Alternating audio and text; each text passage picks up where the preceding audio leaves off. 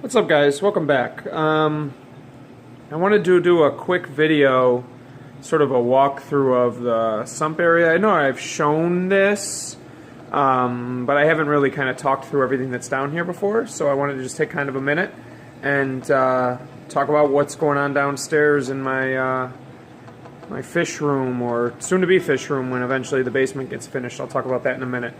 So let's kind of start at the beginning, and the beginning of any reef is water. You know, I certainly didn't coin this phrase, but the idea that it's not about keeping a fish tank, it's about keeping water, and it starts with that. So I have the BRS 6-stage Universal Water Saver Plus. It's 150 gallon per day unit, 2 membranes, 2 DI cartridges, which I like because when one gets spent, I just swap it out for a fresh one and can keep producing water. One of the tricks that I found, and I am not responsible for finding this, I stole it from somebody.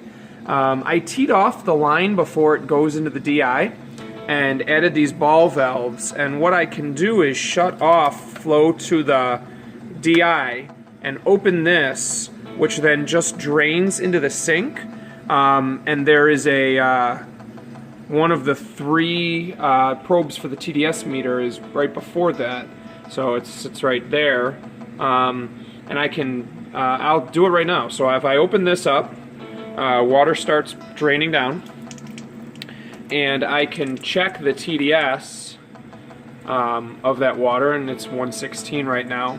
And actually, if I open the valve that runs into my bin, the booster pump will kick on, as it just did, and that TDS will start dropping a lot quicker. So I run that for a few minutes and let the TDS come down. You can already see it's down. It's dropping down into the 80s, into the 70s. It'll be down into the 2s or 3s in a minute. And I let that happen first before I send the water into my DI cartridges. It just saves on the DI. It kind of flushes the system of all the TDS that sort of sit in the membranes before they have a chance to spend all of your DI. So, and you can see it just in the 30 seconds I've been talking, it's down to 15, 13. So right now it's just draining into the sink, and then when I open that, it will drain. The blue line goes into my DI container, which sits over here, and then this is salt water. It's mixing right now, and I keep salt in here. And then I've got this this little pump down here, this Liberty pump. The sink drains into it, and then there's a couple of float switches in there, and then it pumps the water upstairs, or up and over, because all the drains at the house are sort of at the top of the foundation, because we have a septic system. So I had to come up with a way to be able to pump water from the floor level. There's no floor drains down here, except for the sump pump, which sits over in the corner over there. So this is sitting at 3. I'll let it get down to 1 before I start letting that water go through the DI cartridges. So I'll talk you through sort of everything else, and then we can come back to that, because I'll let that run for a few minutes. While we're over in this corner, you'll see the 4 pipes right here, the 3 rigid PVC and the 1 flex pipe. The 3 rigid PVC are the drains coming from the bee and animal drain on my tank upstairs. The tank sits sort of right here. Between the one end of the tank is at this I-beam, and the other end of the tank is just about where that jack post sits. So the tank is here, and then the drain end of the tank is here. If you've seen other videos of my tank or pictures, the drains are all in the end because it's a peninsula. So then these pipes come over, the drain pipes come over, and this one is the emergency drain that sort of just sits above the sump like this. That way it makes a lot of noise when the emergency drain is draining, and lets me know that I need to adjust the gate valve. So I plumbed that like that. Usually there's no water coming out of there. Only when I restart the return pump does that usually happen before the siphon has a chance to start. And then the other 2 are the drains. They come over here. And I didn't do this when I first set up the tank, which was stupid, so I fixed it. I teed off so that I can open the vertical valves and close the horizontal valves. And by doing so, it isolates these 2 tanks, which I'll talk about more in a second. It separates them from the system so that the water drains down here into this sump, and then down here, and then it gets pumped back upstairs without any impact on these two tanks over here. So it makes doing water changes very easy because I don't have to turn off the return pump. If you're familiar at all with a bean animal drain, it can be, one of the downsides of the bean animal system is it can be a bit of a pain that if you make any adjustments to the return pump or anything happens with the flow going upstairs, you kind of have to run up and down stairs to get the gate valve adjusted again, especially if you've got a basement sump like I do. It can be a real pain. So anytime that anything that I can do to sort of limit the amount of adjustments to the gate valve are very helpful. So the one thing that I did was I put in these valves here so that I could isolate that and do water changes without having to turn off the return pump. So that the water comes down here. The one with the valve on it is the full siphon, and the other one without the valve on it is the partial siphon. So the majority of the water is coming through the full siphon line, which drains into this tank, this 20 tall, and I drilled it, excuse me, with a 3/4 inch bulkhead and a valve that then drains over into my sump pump, which sits over in the corner over there. So if I were to close the vertical valves, open the vertical valves, close the horizontal valves, isolate this part, I could drain 20 gallons out of here in a matter of seconds by just opening this up, let it drain down, and I can do a quick water change that way, and then I just pump water back in there without having to lift a bucket. So that's what I set that up for. And then into here, there's a 1 inch bulkhead and a 3/4 inch bulkhead, and the only reason for the difference in size is because the tank had already been drilled for those, so I just ran with it, and so it's plenty. The 3/4 inch one doesn't get a lot of flow through it. Most of the water's coming through the 1 inch valve, as you can see. And then it drains into this, which is a 40-gallon breeder, which serves sort of as my refugium proper. And in here, there's some rubble rock. I keep it in containers. There's some larger pieces of live rock, a piece of marine pure, and then this massive ball of chaetomorpha / caulerpa that just a couple of weeks ago I ripped down to almost nothing, and it's grown back to this in a matter of weeks. We used to run GFO in the mini reactor over there. I'll talk about that more in a second. I have taken GFO completely offline, and my phosphates sit at like 0.0 to 0.03 on the HANA ULR checker, which is the more accurate run, the phosphorus checker. And that's just with running this macroalgae in here. I actually have had a hard time keeping nitrates up with this running. And I've got a couple mangroves in here. 2 of them I think are dead. These 2 closest to me are dead, but the furthest one is got some leaves. The next plan is to include a mangrove tank in the window plumbed into the system upstairs behind where my tank sits. Just something small, like a 30-gallon cube or something, with some mangroves and some small fish and whatever, some critters, just plumbed into the system. I just think it would be really cool up there.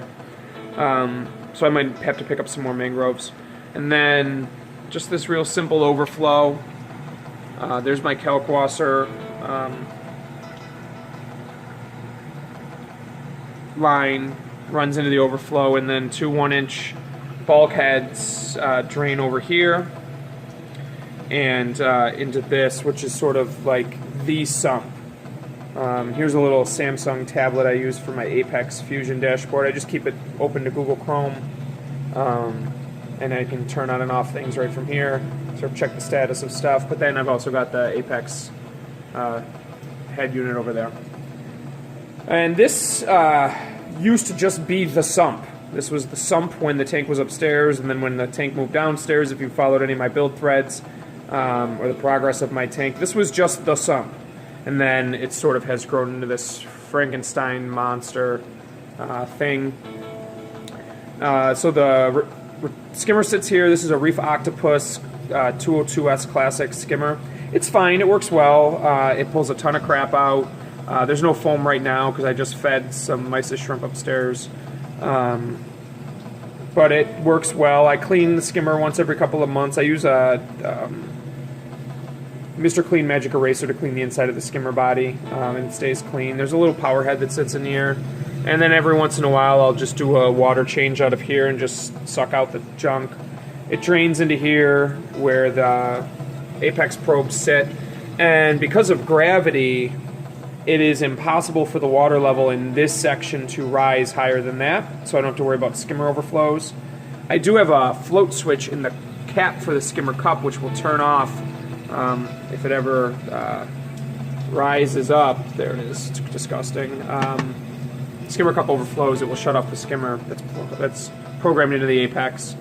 But it can't happen because of the water level rising. It's physically impossible because of gravity. Same thing here. Because of gravity, these probes will never be underwater because the water goes into this 2-inch pipe and then drains down into the final sump. Hold on, let's check and see the... So our TDS are now at 1, which is perfect. So then we open this so the water can get into the DI reservoirs and close this, and now we are making water. And we're only sending 1 TDS water into the DI resin, so we'll turn this off just to save the battery. And then the water flows down here. This is my auto top off. I go through about 10 gallons every few days, so I just fill that up. I don't want to have a larger container because 10 gallons filling into a system with 200 gallons of total water, 250 gallons of total water is a lot better than 30 gallons or 50 gallons or whatever. So it's a little bit of a pain to constantly fill this thing up every few days, but it's worth it because it's a redundancy if there's a problem. 2-inch pipe drains down into here. Same thing, I vacuum this out. I use a Bucket Max, which is a shop vac head for a bucket, to vacuum this out. There's 2 heaters that are in here. They're hooked into that controller there. Jabo DCT 15,000 and the auto top off float switch, which is connected to the apex as well. So that just sits down here. Here's the Kalkwasser bucket, and I like to mix up my 2-part ahead of time and then just swap them out. I actually just did that the other day, so those need to be refilled. And then quarantine tank sits over there with nothing in it right now. So the heaters aren't even on. What else is going on? We got the apex hooked up here. It's running the return pump, various lights, skimmer. If the return pump goes off, the skimmer goes off through the programming. Auto top off. This little guy I got picked up on eBay it's a hydroponics, LED hydroponics light. It's hard to see, but for my eye it's mostly red and purple, and holy crap does it grow algae. So I know a lot of people like the compact fluorescent bulbs, but I never had success with them. But this is, the growth on this ball of junk is unbelievable. So so that's the refugium.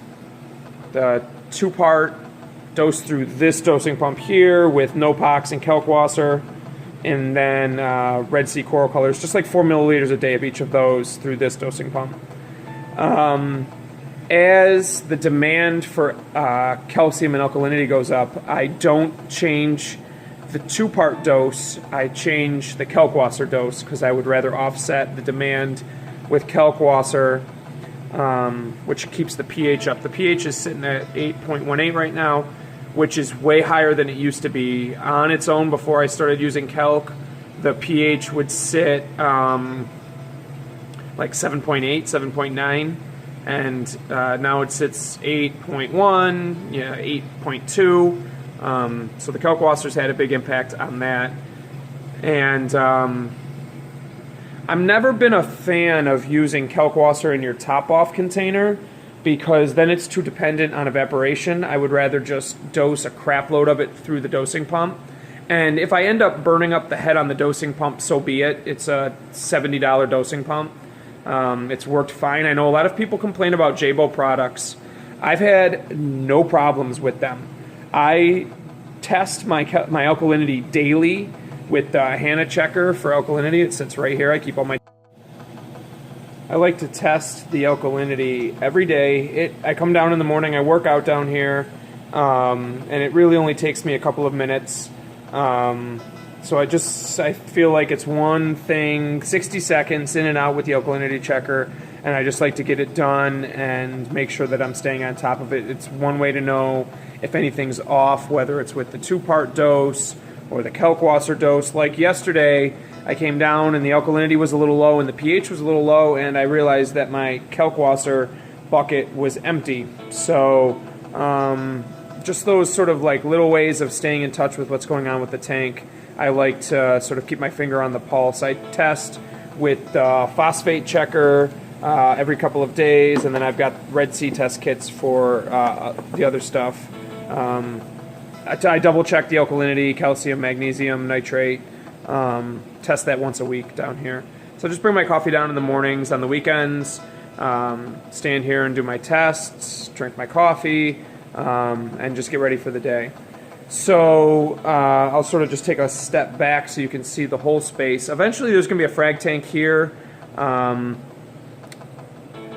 maybe like a 60-gallon rimless tank or something along that lines.